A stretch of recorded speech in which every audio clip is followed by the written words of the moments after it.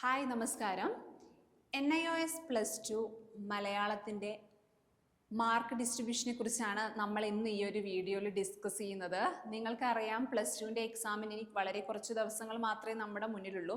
ഇനിയുള്ള ദിവസങ്ങൾ നിങ്ങൾ റിവിഷന് വേണ്ടിയിട്ട് ഉപയോഗിക്കുക. അതോടൊപ്പം തന്നെ ഇതുവരെ പഠിച്ചു തുടങ്ങാത്ത ആരെങ്കിലും ഉണ്ടെങ്കിൽ ഇനിയും നമുക്ക് സമയമുണ്ട്. ഏറ്റവും കൂടുതൽ മാർക്ക് വരുന്ന മൊഡ്യൂൾ ഏതാന്ന് നോക്കിയിട്ട് അതിന് കുറച്ചും കൂടെ ഇമ്പോർട്ടൻസ് നൽകിയിട്ട് പഠിക്കാൻ ശ്രമിക്കുക. അപ്പോൾ നമുക്ക് എന്തായാലും ഈസി ആയിട്ട് NIOSൻ്റെ മലയാളം എന്നൊരു പേപ്പർ പാസ്സാവാൻ കഴിയും. അപ്പോൾ നമ്മൾ ഇന്ന് ഡിസ്കസ് ചെയ്യുന്നത്, നമുക്കറിയാം 5 മൊഡ്യൂളുകളാണ് നമുക്ക് +2ന് പഠിക്കാനുള്ളത്, മലയാളത്തിൽ പഠിക്കാനുള്ളത്. ഏതൊക്കെ മൊഡ്യൂളുകളാണ്? ഒന്നാമത്തത് കവിത, 2 കഥ, 3 പരിഭാഷ, 4 വൈജ്ഞാനിക സാഹിത്യം. 5ാമത്തെ മൊഡ്യൂള് കലയും സാഹിത്യവും. അതിൽ ഫസ്റ്റിലത്തെ ഒന്നാമത്തെ മൊഡ്യൂളായ കവിത എന്ന ആ ഒരു മൊഡ്യൂളിൽ നിങ്ങൾക്ക് പഠിക്കാനുള്ളത് 6 പാഠഭാഗങ്ങളാണ്. കവിത എന്ന മൊഡ്യൂളിൽ നിങ്ങൾക്കറിയാം 6 പാഠഭാഗങ്ങളാണ് പഠിക്കാനുള്ളത്.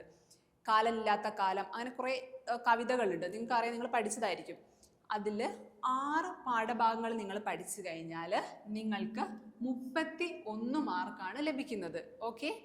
രണ്ടാമത്തത് കഥ. കഥ എന്ന ഭാഗത്ത് നിങ്ങൾക്ക് 5 കഥകളാണ്. എൻ്റെ ഉപ്പാപ്പാക്ക് ഒരു ആന ഉണ്ടായിരുന്നു, അങ്ങനെ തുടങ്ങിയ 5 കഥ ഭാഗങ്ങൾ, പാഠഭാഗങ്ങളാണ് നിങ്ങൾക്ക് പഠിക്കാനുള്ളത്. ആ 5 എണ്ണവും പഠിച്ചു കഴിഞ്ഞിട്ടുണ്ടെങ്കിൽ നിങ്ങൾക്ക് 29 മാർക്കാണ് ലഭിക്കുന്നത്.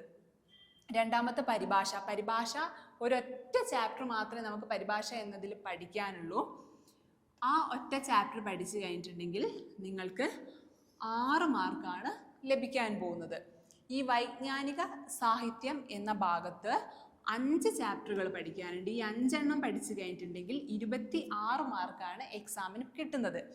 5ാമത്തെ മൊഡ്യൂള് കലയും സാഹിത്യവും എന്ന മൊഡ്യൂളാണ്. ഈ കലയും സാഹിത്യവും എന്ന മൊഡ്യൂള് പഠിച്ചിട്ടുണ്ട്. ഒരു ചാപ്റ്ററേ നമുക്ക് അതിൽ പഠിക്കാനുള്ളൂ, ഒറ്റ ഒരു ചാപ്റ്റർ. ആ ഒരു ചാപ്റ്റർ പഠിച്ചു കഴിഞ്ഞിട്ടുണ്ടെങ്കിൽ നിങ്ങൾക്ക് 8 മാർക്കാണ് ലഭിക്കുന്നത്. അപ്പോൾ ഈ ഒരു 5 മൊഡ്യൂൾ എടുത്തു കഴിഞ്ഞിട്ടുണ്ടെങ്കിൽ നിങ്ങൾക്കറിയാം ഏറ്റവും കൂടുതൽ മാർക്ക് വരുന്നത് ഈ കവിതാ ഭാഗത്തു നിന്നാണ്.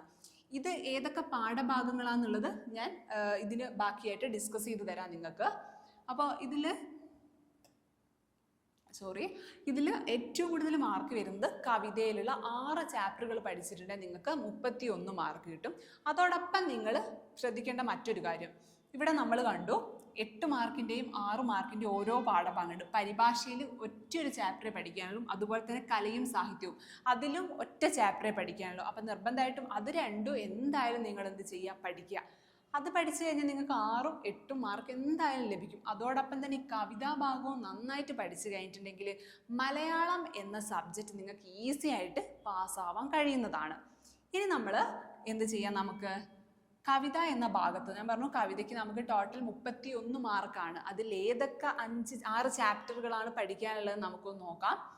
1 കാലനില്ലാത്ത കാലം, 2 വിട്ടയക്കുക, 3 ഗാന്ധാരി വിലാപം, 4 ഇന്നു ഞാൻ നാളെ നീ, 5 അന്തിത്തിരി, 6 അന്നത്തെ പുണ്യം. ഈ ഒരു 6 കവിതകളാണ് നിങ്ങൾ ഫസ്റ്റ് മൊഡ്യൂളിൽ പഠിക്കാനുള്ളത്. ഇനി ഈ ഒരു കവിതാ ഭാഗത്തു നിന്ന് ഒരു 2 മാർക്കിനൊക്കെ വരുന്ന ഒരു ഷുവർ ക്വസ്റ്റ്യനാണ്, ഈ 5-6 കവിതകൾ എഴുതിയ കവിതകളും അത് എഴുതിയ ആളുകളുടെ പേരും നിങ്ങൾ നിർബന്ധമായിട്ടും പഠിച്ചിരിക്കണം. അപ്പം നമുക്കതൊന്ന് നോക്കാം. ഒന്നാമത്തേത് കാലനില്ലാത്ത കാലം. കാലനില്ലാത്ത കാലം എന്ന കവിത എഴുതിയിരിക്കുന്നത് കുഞ്ചൻ നമ്പ്യാരാണ്. രണ്ടാമത്തത് വിട്ടയക്കുക. വിട്ടയക്കുക എന്ന് എഴുതിയത് ബാലാമണി അമ്മ. 3 ഗാന്ധാരി വിലാപം. ഗാന്ധാരി വിലാപം തുഞ്ചത്ത് എഴുത്തച്ഛനാണ്. 4ാമത്തത് ഇന്നു നീ നാളെ ഞാൻ. ആ ഒരു കവിത എഴുതിയത് G ശങ്കരക്കുറുപ്പാണ്. ഇനി 5 അന്തിത്തിരി. അന്തിത്തിരി എഴുതിയത് ഇടശ്ശേരി ഗോവിന്ദൻ നായർ. 6ാമത്തത് അന്നത്തെ പുണ്യം. അത് എഴുതിയത് ഉള്ളൂർ S പരമേശ്വരയ്യർ. ഇതിൽ ഒന്നാമത്തെ കാലനില്ലാത്ത കാലം എന്ന കവിത എഴുതി കുഞ്ചൻ നമ്പ്യാർക്ക് ഒരു പ്രത്യേകത ഉണ്ട്. കുഞ്ചൻ നമ്പ്യാർ എന്ന് പറയുന്നതും അതുപോലെ തന്നെ എഴുത്തച്ഛൻ, കുഞ്ചൻ നമ്പ്യാർ, എഴുത്തച്ഛൻ, ചെറുശ്ശേരി, ഇവരെ മൂന്നാളെ നമ്മൾ പ്രാചീന കവിത്രയങ്ങൾ എന്നാണ് അറിയപ്പെടുന്നത്. അതൊന്ന് നോട്ട് ചെയ്യണം, ഇടയ്ക്ക് പരീക്ഷയ്ക്ക് 1 വേർഡായിട്ട് ചോദിക്കും. ഒന്നുകൂടെ പറയാം, കുഞ്ചൻ നമ്പ്യാർ, എഴുത്തച്ഛൻ, ചെറുശ്ശേരി, ഇവർ 3 ആണ് പ്രാചീന കവിത്രയങ്ങൾ. അതുപോലെ തന്നെ ആധുനിക കവിത്രയങ്ങളുണ്ട്. അത് ആരാണെന്ന് വെച്ചിട്ടുണ്ടെങ്കിൽ ആശാൻ ഉള്ളൂർ വെള്ളത്തോൾ, കുമാരനാശാൻ, ഉള്ളൂർ എസ് പരമേശ്വരയ്യർ, വെള്ളത്തോൾ നാരായണ മേനോൻ. വെള്ളത്തോളിൻ്റെ കവിത നമുക്കിവിടെ പഠിക്കാനില്ല. അപ്പം നമ്മളിന്ന് പഠിച്ചു 6 കവിതകൾ എഴുതിയിട്ടുള്ള ആളുകൾ ഏതാരാണെന്ന് പഠിച്ചു. രണ്ടാമത്തത് പ്രാചീന കവിത്രയങ്ങൾ പഠിച്ചു. ആരൊക്കെയാ പ്രാചീന കവിത്രയങ്ങൾ?